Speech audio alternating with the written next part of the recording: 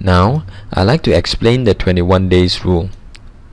Goods delivered to customer or service rendered to customer and non-refundable deposits from customer will become taxable income in 21 days even if the business owner did not issue an invoice. We're going to use 3 different scenarios to explain this rule. The first scenario is a simple, straightforward one. The DO is issued in the 1st of March, and this will be referred by custom as the basic tax point. Exactly 21 days later, an invoice is issued on the 22nd of March. Invoice in March, GST return in March. The second scenario is also simple and straightforward. DO is issued on the 11th of March, and therefore 21 days exact will be 1st of April, invoice is issued. Invoice in April, GST return also will be in April.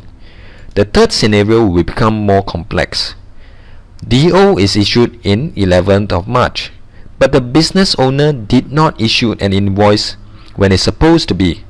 From the custom point of view, because there is no invoice date to refer to, they will go back to the basic tax point of the DO date for tax calculation purposes.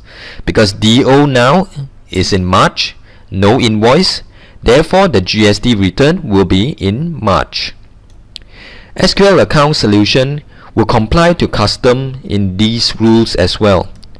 Again, invoice in March, GST return in March, invoice in April, GST return in April, but no invoice in April, then refer to the DO, and therefore DO in March, GST return in March. SQL account will give client 2 options. Option 1, we will generate a DO listing for all the DOs that is 21 days or more without an invoice. It will be giving you a listing, and this listing will convert to an invoice automatically. Some software will be able to do this, but SQL account will do more than this by giving client an option 2. Option 2 basically is that we will use the DO or the non-refundable deposit even without an invoice and generate tax in order to comply to 21 days rule. The reason we give client an option 2 is because some industry will not be able to generate an invoice immediately within 21 days. Example, a travel agency, a restaurant, or those companies that generate a lot of deposits, collect a lot of deposit without generating invoice. Let's say a wedding dinner will be held in next year, 13-14 months later, and will the restaurant generate an invoice today? No, they do not, because even if they do, the wedding couple will not pay for the full invoice, and the restaurant will have to bear the full invoice tax. So they normally will collect just a smaller deposit, and in this case only calculate tax from the deposits. So no invoice is issued until much later, way after 21 days. Another example is the courier service.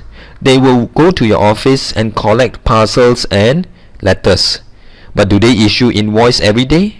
In fact, do they even issue invoice on the 15th of the day of the month? No, they do not. They always issue invoice beginning of next month. So for these companies, it is not possible or not practical to comply to the 21 days rule. Finally, for companies that is short in human resources, they can only issue DO in time, but they can never issue the invoice in time within 21 days. For these businesses, in order to comply to the GST rule, then they need to calculate tax from DO rather than from invoice.